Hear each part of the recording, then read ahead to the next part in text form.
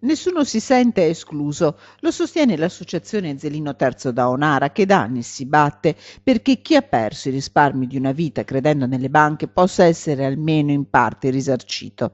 Firmato a tempo di record il decreto FIR che istituisce il fondo, adesso è quasi tempo di pensare alle domande e ai risparmiatori, ecco la raccomandazione. I due parametri, 35.000 euro di reddito o 100.000 euro di mobiliari, patrimonio mobiliare, cioè soldi, azioni, non sono dei limiti che precludono.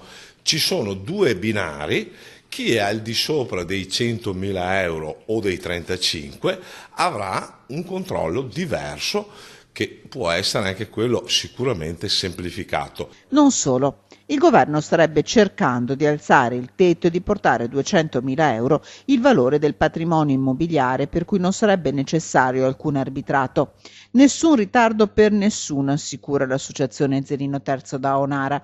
Per i risparmiatori una boccata di ossigeno. Adesso c'è già una tranquillità, anche se sappiamo tutti che il 30% allevia delle pene, il 30% soprattutto per i vecchi soci, diciamo che è un po' insoddisfacente, però ricordiamo comunque che questo è un miracolo perché chi soprattutto è già indebitato con questo fondo potrà sicuramente salvarsi e pensare a un futuro.